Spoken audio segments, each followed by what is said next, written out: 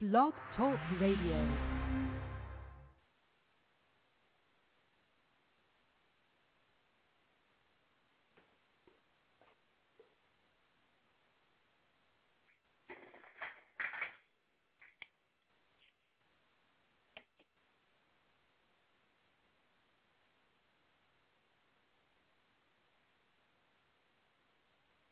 Good evening. You're listening to the program True Murder, the most shocking killers in true crime history, and the authors that have written about them, with your host, Dan Zupansky. Good evening.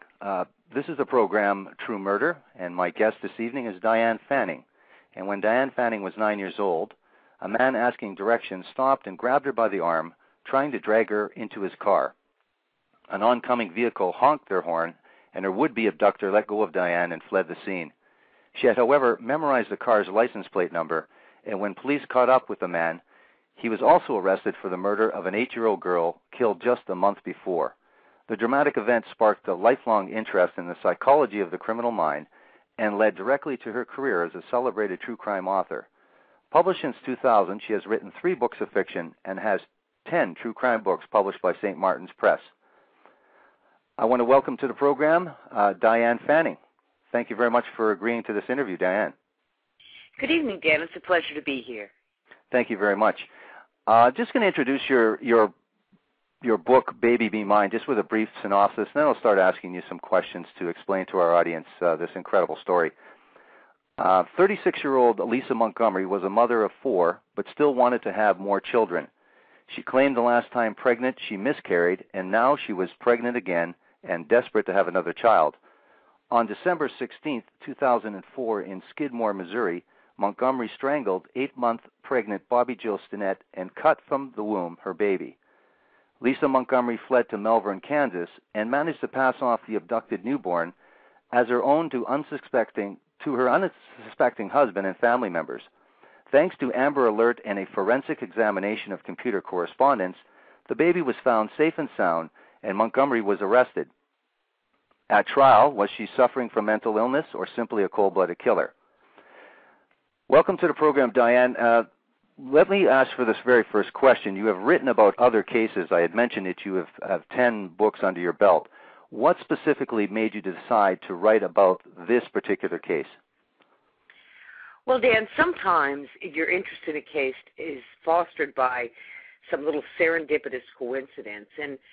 And I was initially drawn because December 16th, the day that Bobby Jo Stinnett was murdered, was also the day that I lost my grandmother. It had been many years before, but it was an anniversary, and I was thinking about her that day. And so I was riveted with this thought of another death on that day.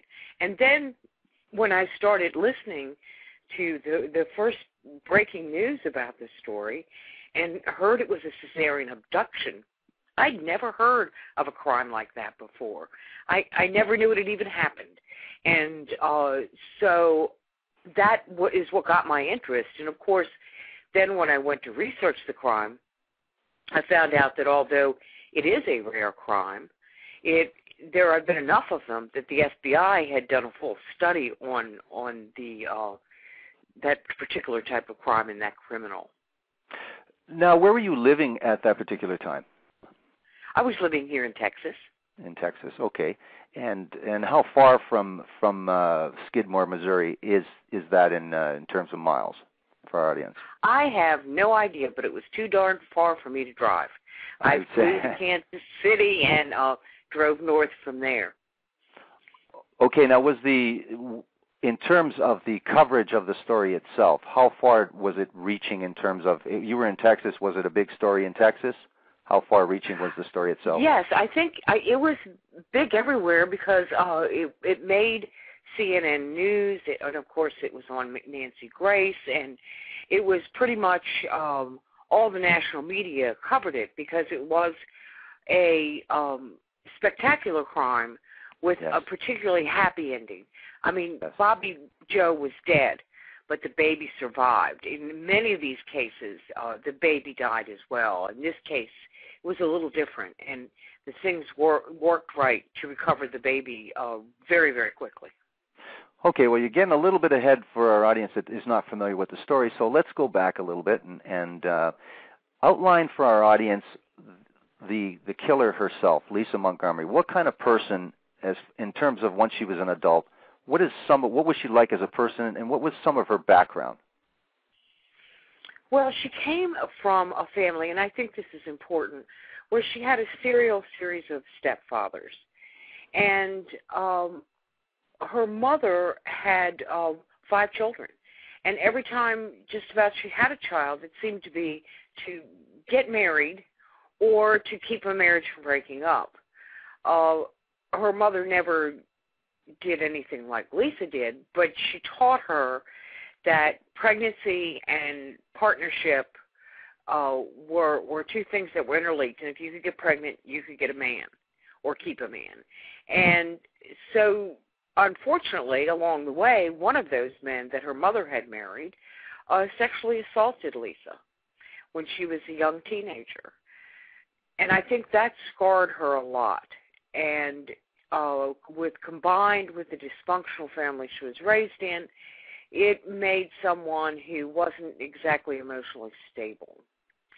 But I think there was a deeper side to her character. I think she was very much the narcissist, perhaps a malignant narcissist. Everything had to be the way Lisa wanted it to be, and that's what led her down this road. And she was married, had children. Her husband left her. She claimed to be pregnant. He married her again. The pregnancy sort of disappeared. She claimed to be pregnant again. But both of these pregnancies happened after she had gotten a tubal ligation. So I don't know how anybody could have thought she was pregnant there. But her first husband kind of got tired of all the game playing, and finally the marriage ended for good.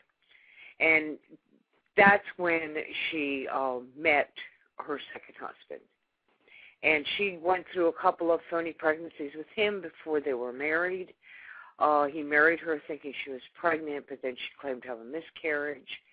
Another time she claimed to be pregnant with twins.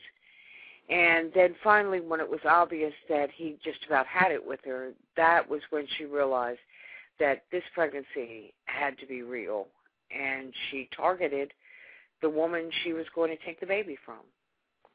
Now, you talk about this as an incredible feature, a psychological feature, where this woman is obsessed with holding on to relationships that are going sour by constantly being pregnant or expecting a child, and so this is the feature of her adult life. But how many children does Lisa Montgomery have herself? What kind of mother is she? And basically, what kind of mother is she, and how many children does she have before this event happened? She has 5 children, just like her mother, and she seemed to be a very sporadic mother. Sometimes she seemed to do the right thing, but other times she would just lay on the sofa and read, and if the kids wanted something to eat, she'd throw something together, set a pot on the floor, and they would eat on the floor. She went from acting like a mother to acting very disinterested and very bothered by her children. There is a difference between a newborn and a tiny baby, that they look at you for everything, and they don't really question you. When children get older, they're not giving as much of the positive feedback that a narcissist needs. And so she did get a lot from that, and she got really more from infants than she got from anyone, adult or any of her own children. Now, you talk about narcissism, but was there any diagnosed psychological labels attached to her behavior? Was she seen by psychologists or psychiatrists, or is this sort of a diagnosis after the fact? Was her mental illness prominent enough for anybody in her family or her ex-husband or anyone to officially have had her see someone? Is there any record of her? Not until she was arrested. Okay. Would you say? Well, go ahead. if you look at narcissism as being on the same spectrum as psychopathy, and see progressing degrees, there's different levels of narcissism. And Lisa checks in, I believe, at the level of malignant narcissism, where you are willing to do anything and disregard anyone else's rights or anyone else's life to get what you feel you need. Okay. Yeah, I'm glad you said that because I want to have a good understanding of what narcissism means in this context. And when you're talking about a psychopath, for those that still don't know what that is, it's just complete devoid of conscience. People are able to do things that normal people would not be able to do. Okay, I wanted to ask you as well is that when you mentioned in the end when she did have her husband and she did steal the child, this had to be first done with her pretending to be pregnant and convincing people that she was pregnant. Now, how did she fool people like her husband and family members and girlfriends that she actually was pregnant? You talked about the tubal ligation. Well, how did this particular husband not know? Can you explain how on earth anyone could have been fooled by her, or to what extent did she fool these people, and how did she go about it? Well, when I first started looking into this case, that was something that really confused me. I mean, particularly a husband. How can you trick a husband into thinking you're pregnant? Well, it's, for one thing, her husband Kevin did not know that she'd had a tubal ligation. Her first husband knew, but her second husband did not. Okay. And so that was part of it. Now, he didn't particularly want any children because he had hers to raise. He had his own children by a previous relationship. But, he's a family kind of guy. He married her in the first place because he thought she was pregnant. So he was committed for that part of the relationship.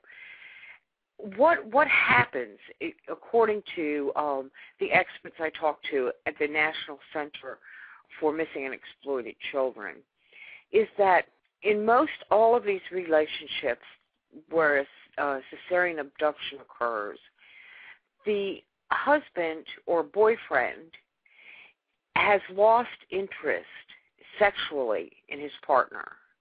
Okay. And he when she says, "I'm pregnant," he embraces that because that means he does not have to touch her again. He's got an excuse. I don't want to hurt the baby. It's not the real reason why he's not being intimate with his wife, but it is an acceptable reason. So they're doing that, and meanwhile, she's making sure that her husband never sees her completely naked. So you've got a dynamic there where both people are trying to keep physical space between one and another. And so realizing that she is pregnant then becomes whether or not she's pregnant, it becomes more difficult. And you complicate that with some of these women are able to swallow air in a way that makes their stomach very rigid. I don't know if you've ever touched the tummy of a woman carrying a child, yes, but it's much harder than somebody's fat belly, But if you swallow the air in the right way, you can make your stomach pooch out and be hard, so that somebody with a minimal amount of experience could not be sure. And with her husband, she'd say, "Oh, look, feel this," and all he wants to do is get his hand away from her. So he doesn't. With other people, when she told him to do that, I would suspect she probably waited till she had something gurgling in her stomach, and they just touched it and felt it, and just accepted it. And she was wearing the pregnancy clothes, and she was talking about it online, and it was really a wonderful act she did. I mean, she was playing a part in a play. She pulled it off very well, but unfortunately, this was reality, and the end of the line could only have one end result, and that was either her being found out or someone dying for her to have what she needed. Wow. Yeah, it's an incredible level of deception, to say the least. Now, let's get to Bobby Jo Stinnett and how Lisa Montgomery came to meet her. Tell us a little bit about Bobby Jo Stinnett. Who was she? How old was she? Where did she live? And how on earth did Lisa Montgomery come to meet her? And then these incredible, fateful turn of events occur. Bobby Jo was a lovely, sweet, small-town girl. I mean, the town she came from had a population of 347 people. So, you know, this was little Midwest girl, and she loved animals, always loved animals. Had pets of all sorts when she was a little girl, did barrel racing on horses as a teenager. And she worked, when she was in high school, she got a part-time job working in the pet shop. And then when she graduated, she continued doing that. And she also got into rat terriers. And although she wasn't, you know, she didn't go to college or anything, she was still a very smart girl. And she was on her own studying the genetics in breeding the rat terriers, and she was finding things that could go wrong in breeding.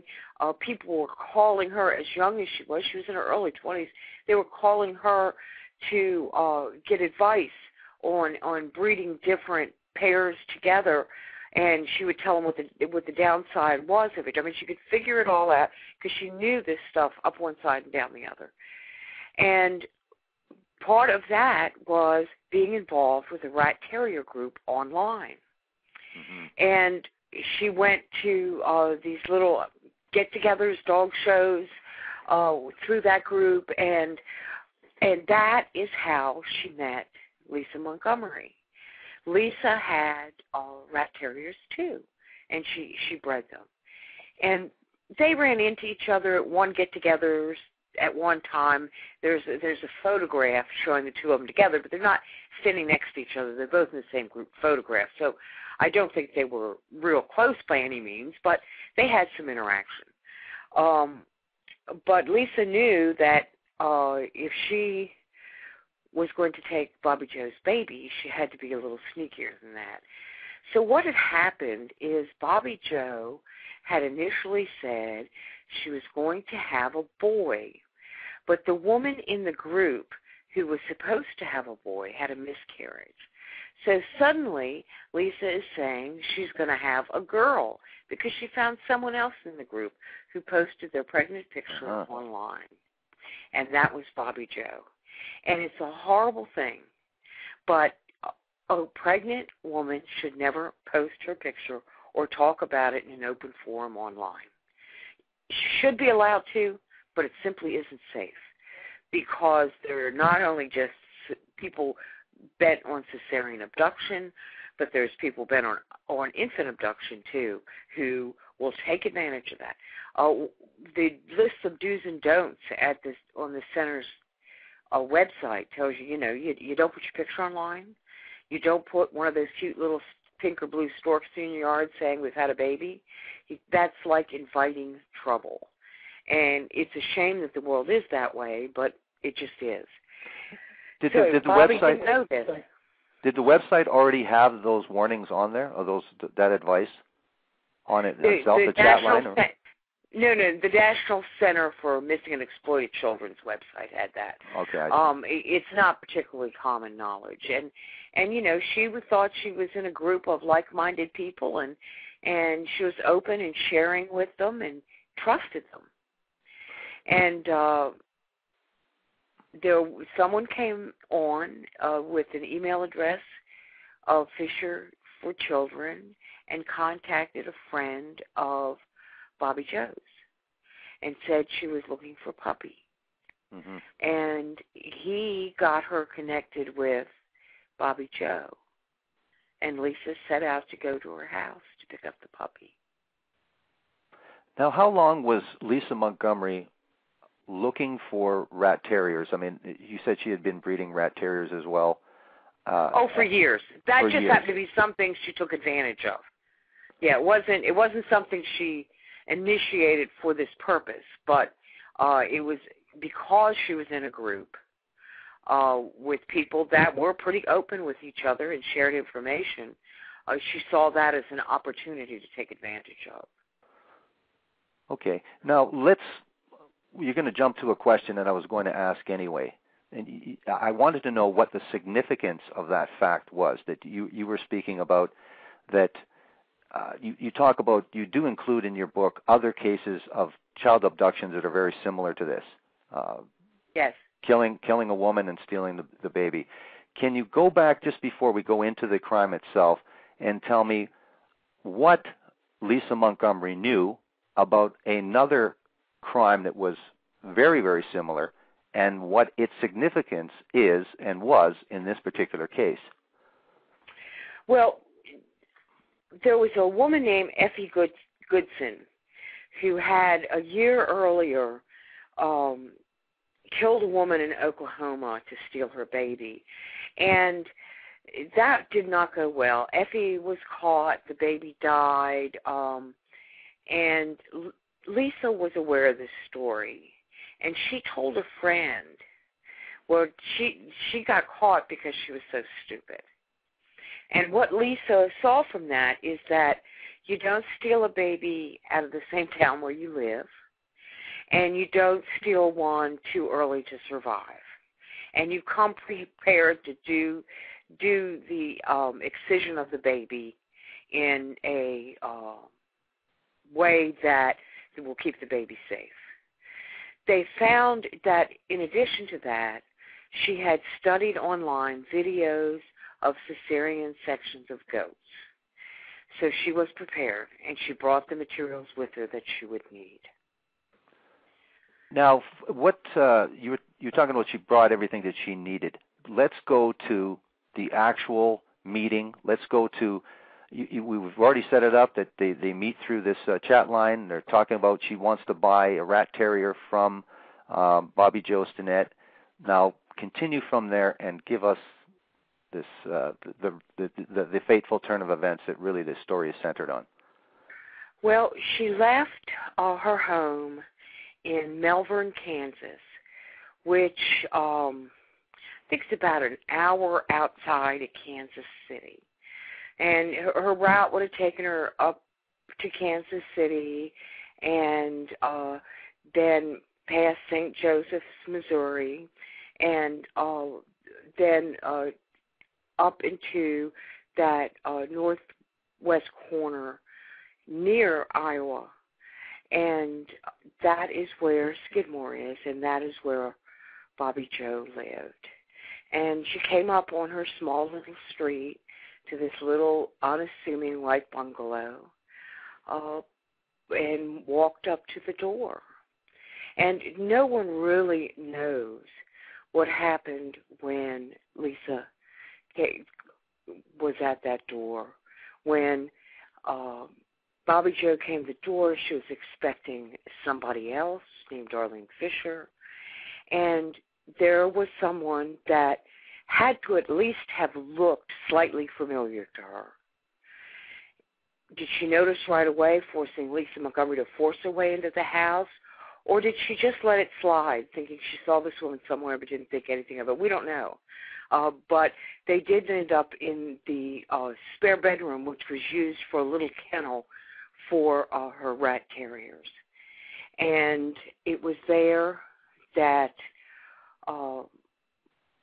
that Lisa took out a rope and put it around her neck and strangled her till she passed out. With Bobby on the floor, Lisa got next to her and made the first cut to remove the baby.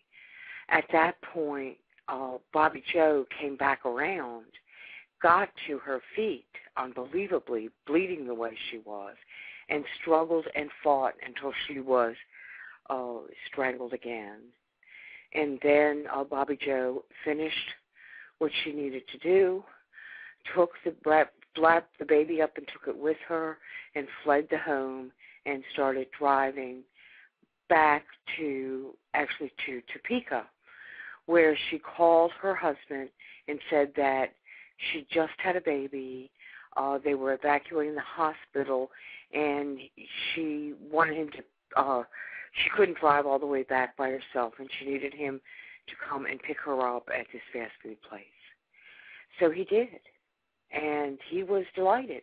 He picked up her and the baby, and then one of their older teenage kids with a license drove the other vehicle back home, and he was thrilled. I mean, he was one of those guys that, you just love a baby like a lot of us do. And they got up the next morning, and they went to the community hangout cafe and took the baby around table to table. They went by the minister's house and showed off their little baby Abigail. And the preacher's wife said something about, well, if she was just born, why is her head so perfect? Which is typical of a cesarean birth child. And Lisa said something that says, oh, all my children are like that. And her husband corrected her and told her, please. And so they went on doing this, and then they went back home. And while they were in the house, the police came to their door. Okay, let's looking for the child. Okay, let's stop you right there because I want to go back just a little bit. Bobby Joe has been killed and murdered, and then the horror is just unfolding, obviously, while Lisa Montgomery is pawning off this newborn as her own, and it's actually working. Her husband and other family members, and you say they're going around to the community store and to the minister's home, and they're all looking at the baby and accepting it as hers, at least so far. Now back at the crime scene, at the horror scene, I should say, who discovers the body and then what happens? Oh, that was the worst thing. Bobby Joe's mother comes into the house to see how her daughter's doing. How long after the murder? Probably only about an hour. Okay. Or less. It was a very short amount of time. Her mother just worked a couple blocks away. And she came in, and there she found her only her only daughter, laying on the floor, bloody, looking like her stomach exploded. And she called 911 and immediately tried to do CPR.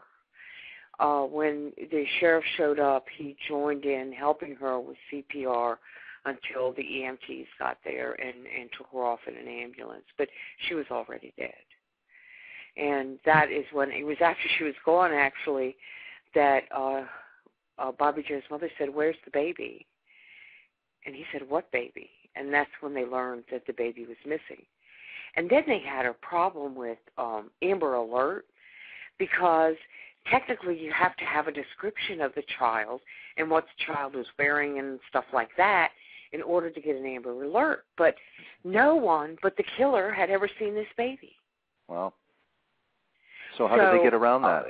There were some strings pulled with a congressman helped make it happen so they could get out an Amber Alert.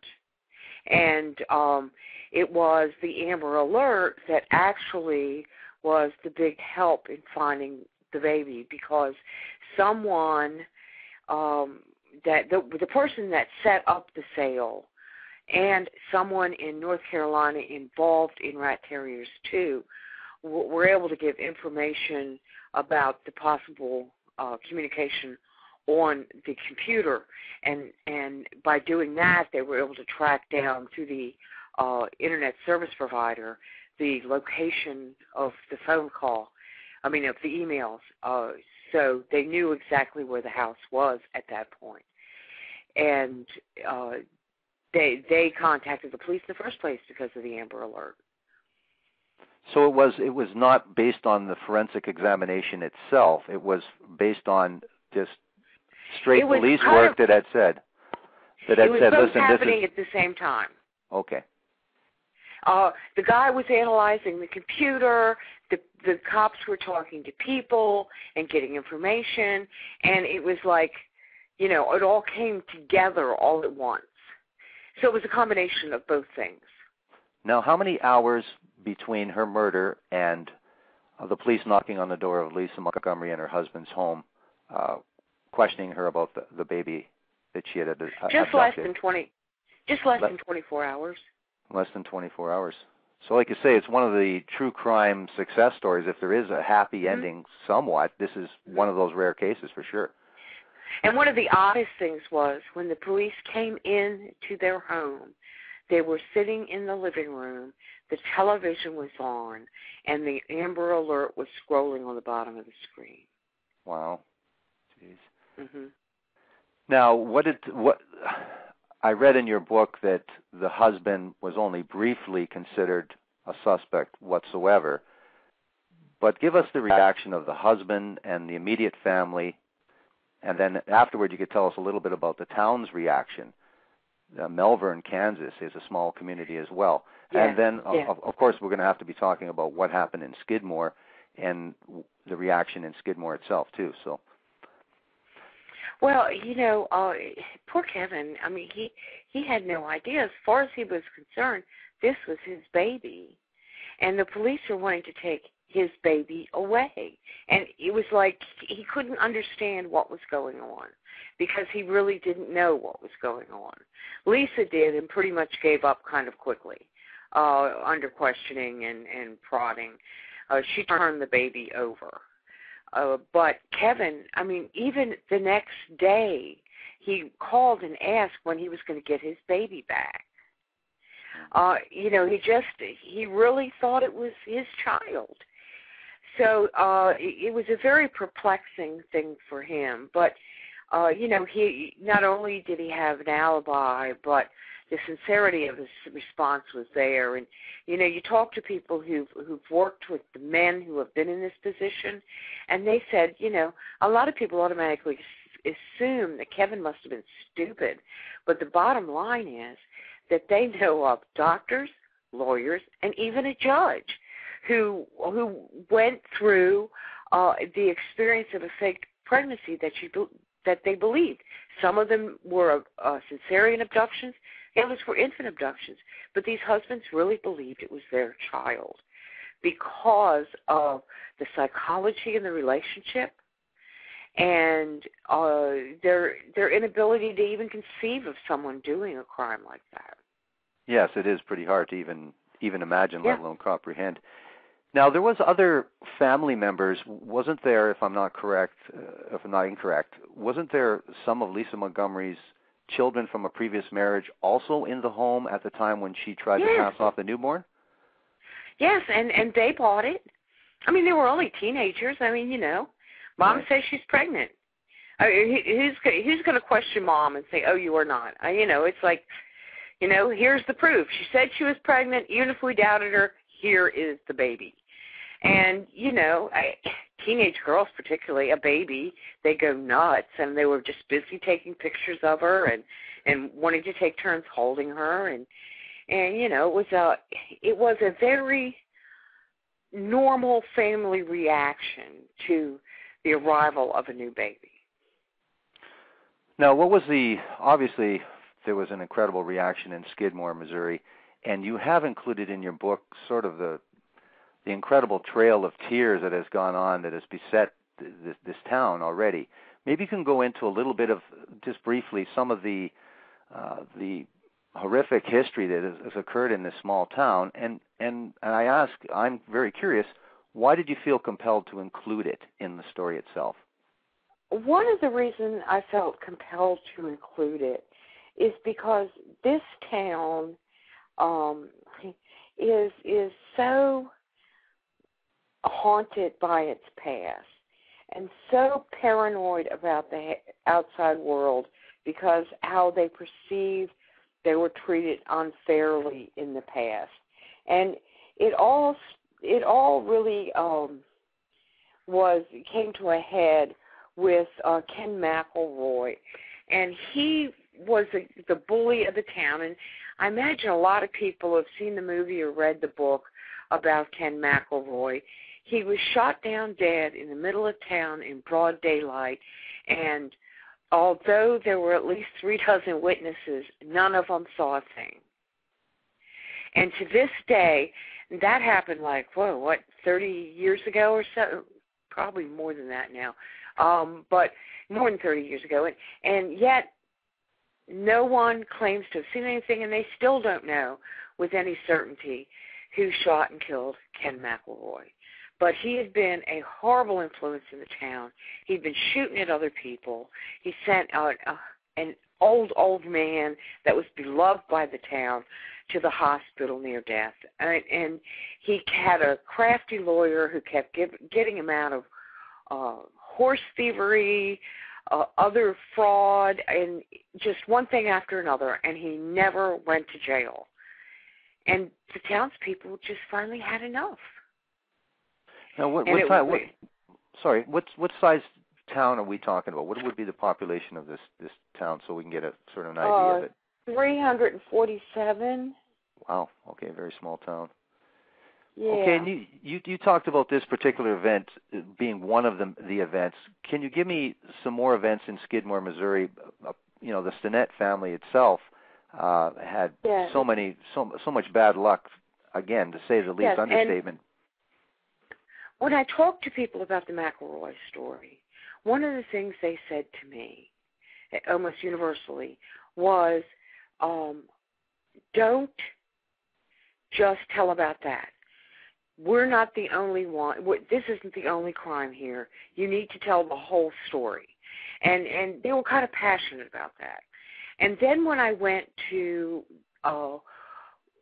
one of the Bobby Joe's grandmothers by marriage, and I sat down in her kitchen, and she said, it is horrible what happened to Bobby Joe, but this family has had more than this happen. In the last 5 years, others have died. And she wanted that story told. So I took the story of her other grandchild who was beaten to death in domestic violence, and I took the story of another grandchild who had gone missing from his home, and police suspected he was abducted, tortured, and murdered by this sicko that they had behind bars on child pornography charges, but they can't seem to pin any murder on him because he was very good at disposing of evidence. So, the people wanted these stories told, and I couldn't go into their community and take from them information and not give back something. And it was just fascinating to me to know the history of this town and to know how much sorrow was in this small group of 347 people. One family in 5 years losing 3 young people is unbelievable. Right. Now, Lisa Montgomery was arrested and charged for, I assume, kidnapping and murder of Bobby Joe Stinnett. What were the official charges that she was charged with? There were a number of kidnapping charges. I think there were a couple of them because holding Bobby captive was a kidnapping charge, and taking the child across state lines, right, and murder. So she. And that's what got her the death penalty, because there were the kidnapping with murder charges, and she was tried in federal court. Now, the thing is, for our audience, there may be some people listening in Canada and some people in other jurisdictions other than the United States, and so laws are a little bit different, and court proceedings are a little bit different.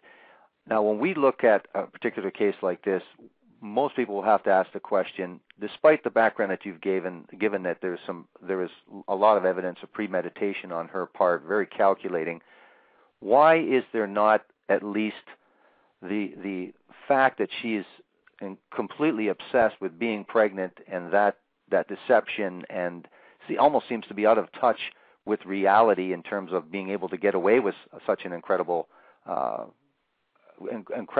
abduction? Isn't there something to be said that there may be, or there should have been, or could have been, a mitigating factor to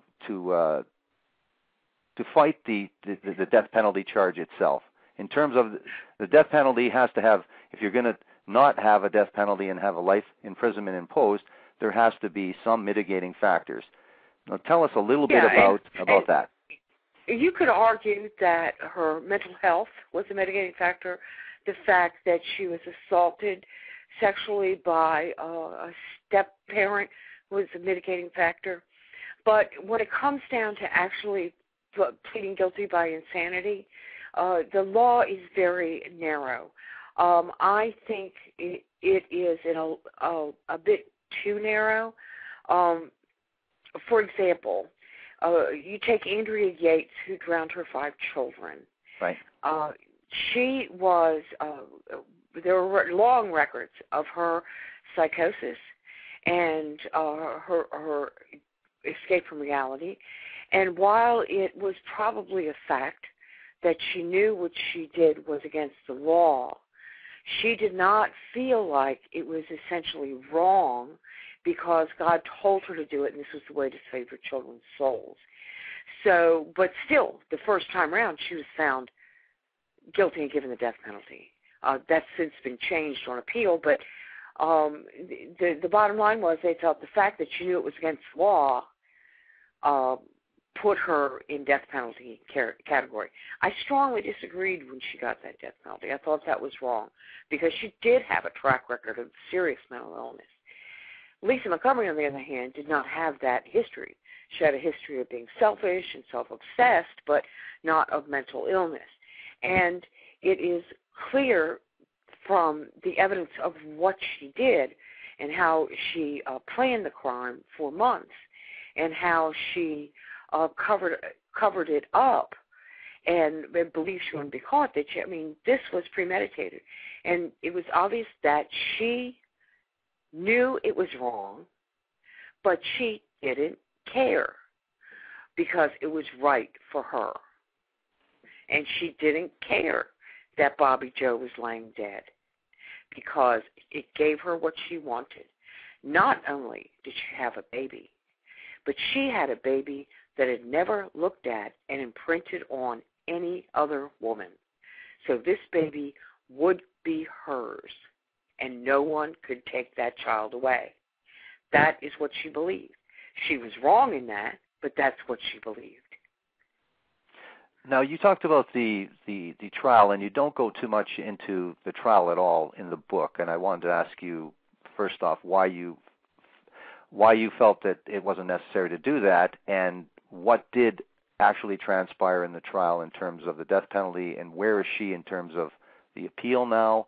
And lastly, if you know anything about Missouri, what is their sort of track record in having the death penalty go forward? California, for example, is slow, and Florida is very quick. So where is Missouri? This is outside of state jurisdiction. It is irrelevant because this happened in federal court. So okay. This is federal law. I see. I understand.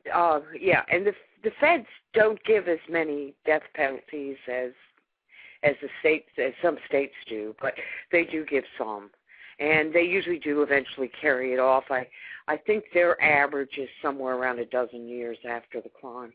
Okay. But the trial being in federal court meant that nobody was allowed to come in with a camera or a video camera. There was no audio recording, no kind of recording at all, which is what usually happens in federal court. So no transcripts available? I imagine, but you know how much those things cost. Sure. Tens of thousands of dollars, Yeah. So it's just not realistic. And so, but she did. She was found guilty, and she got the death sentence. There has been one appeal that's gone through that she has lost, and although I don't know if a second appeal is commenced, there usually is a second one in a death penalty case. But because it's federal court, that just might be different. But I don't think so. I think there is one of them is a habeas writ and another one's new evidence writ. They usually come through with both of them. So I imagine that one is the second appeal is in early stages. But she's in a federal prison in Leavenworth. Leavenworth, okay. Kansas. So let's talk about the happy aspect of this, and that is Lisa Montgomery named the young girl Abigail, but that wasn't her. She has been named another name. So maybe you could tell what the young girl's name is, how she's doing, and give us a little bit of that success story right now with the young girl.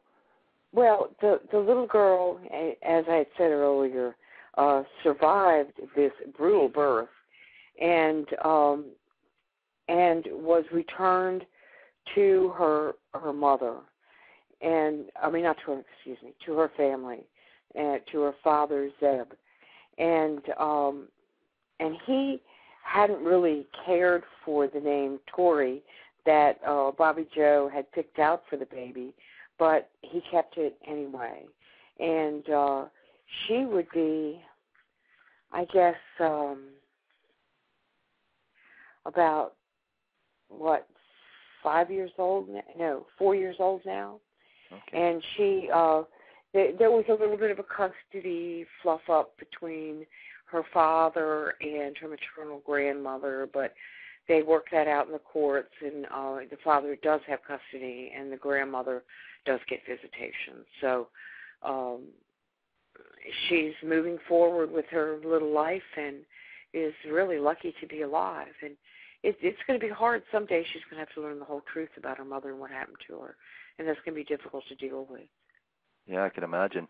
The thing that was another sad aspect of it, too, is that Tori's grandmother, Bobby Joe's mother, ends up not being a big winner out of this as well, not only having the horror of finding her daughter killed, that there has been some animosity, we'll say, between Zeb Stinnett and it hasn't been smooth sailing for her to have access to her granddaughter. So. No, and and that is very unfortunate. But when you think about when there's a loss of a child involved, there's really high emotion, and I think that all sorts of events afterwards are perceived in different ways by the mother who has lost a child and by the husband who's lost a wife. And I think conflict is unfortunately true. I mean, so many married couples who lose a child end up divorcing. So it's not surprising there was conflict, but there's been some mediation, and most of that has been worked out. I mean, nobody ever gets as much of a loved child as they want, but I think it's been worked out fairly equitably so that Bobby Joe's mother does have time with the child and is a part of her life. Oh, that's great. I wanted to also talk, you did include 6 other examples of very similar murder, and we did talk about the one involving a lady named Effie. But maybe you could tell us, just briefly, give us some of the other examples, because there are a couple examples that are at least as bad or even worse than this.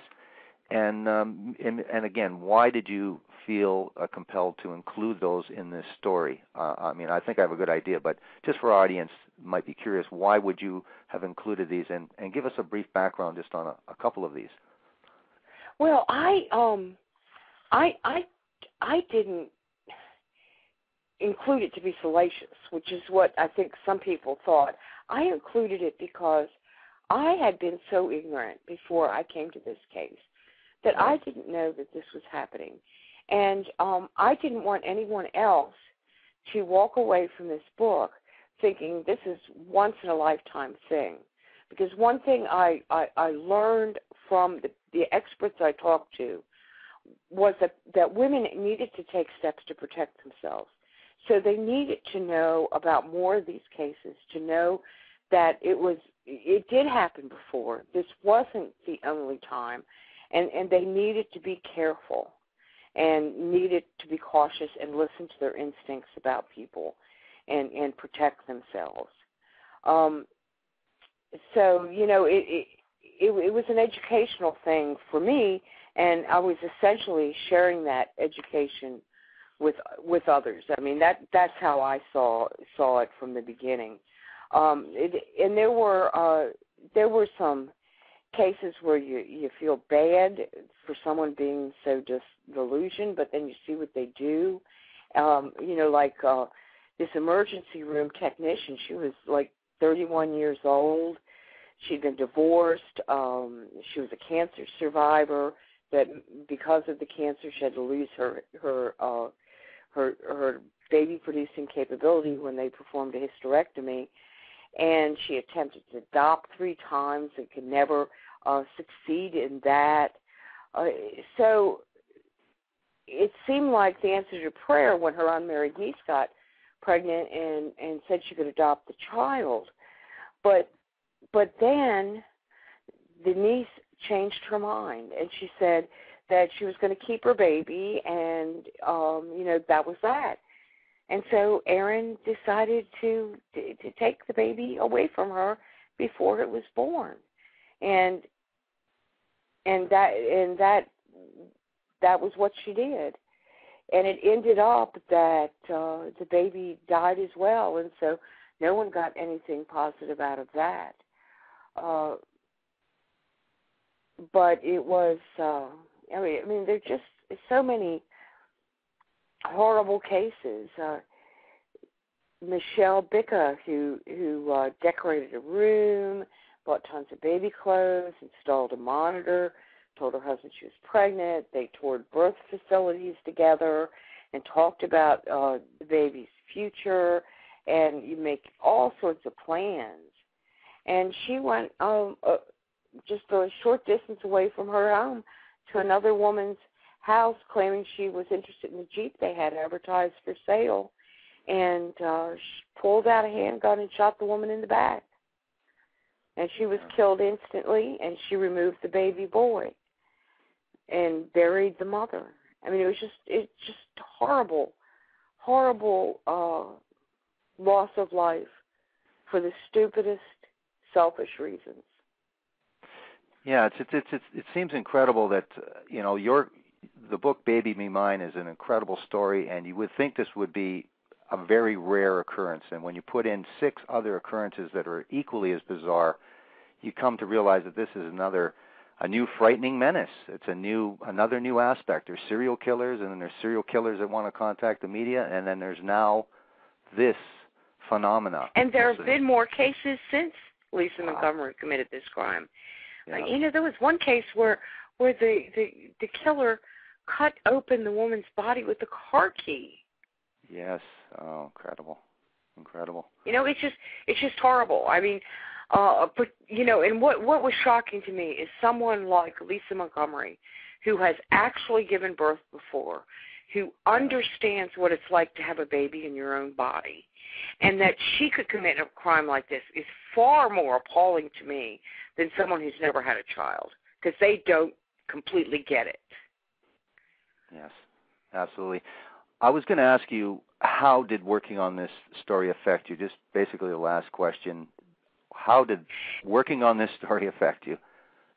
This was the most difficult book I've written, and I think a lot of reason for that is that I had a daughter about the same age as Bobby Joe, and it was easy to think, oh my God, what if it was my daughter, and if I found her body like that, and the whole thing kind of it tore me up, and I talked to her mother on the phone several times, but every time we talked, she'd try to answer a question and break into tears, and she was choking and she couldn't talk to me. Ended up, I got all the information from her secondhand from her close friend, because she was not able to even talk about it.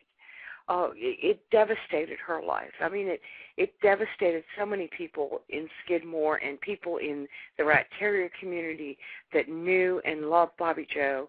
The impact of this crime went so far.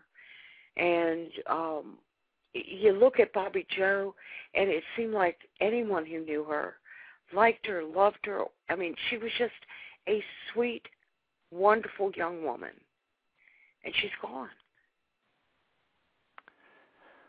Yes, and the only upshot is the child, but it's going to be a difficult and an incredible time when that fate of her mother is explained to her.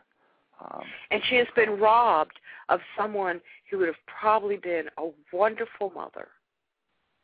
Well, absolutely. Well, I want to thank you, Diane. I just wanted to, for our audience's sake, if you have a website, if you could give us your website address. Yes, it's www.dianefanning.com. And I have sample chapters of all my books on there, so they can go and read and see which one interests them. And this is the 10th book published by St. Martin's Press. This had come out in 2006, I believe, and it's called A Baby Be Mine, an incredible book. And I want to thank you very much, Diane, for a very informative program, and thank you so much for being so generous to come on and talk about this incredible story and your equally incredible book. It was a pleasure to talk with you, Dan. Good luck with your radio show. Well, thank you very much, Dan, and I hope to talk to you again soon. Have a good night. Hope so. Bye-bye. Bye-bye. Yeah, and next week's guest is Don Lasseter, and he's the author of Die For Me, the horrifying story of sadistic killer partners Leonard Lake and Charles Ng, who, inspired by a fictional book called The Collector, abducted women, imprisoning them in a homemade dungeon, torturing, raping, and murdering them, all the while videotaping their ghastly deeds. It is an incredible story, and Die For Me, an amazing book. The following week is Kathy Scott, author of The Rough Guide to True Crime. After that is Nick Prawn, author of Lethal Marriage, The Case of Canada's Paul Bernardo and Carla Homolka, one of the most shocking cases of all time. And if you're not familiar with this case in this book, all I can say is, wow, check this interview out definitely. That's Lethal Marriage by Nick Prawn. Incredible story. In the following weeks, Catherine Casey, author of Descent into Hell, will be appearing on the program, and a woman named Maura Martingale, author of an incredible book called Cannibal Killers, will be discussing her book. In March, we'll have Philip Carlo making an appearance talking about Richard Ramirez, the Night Stalker.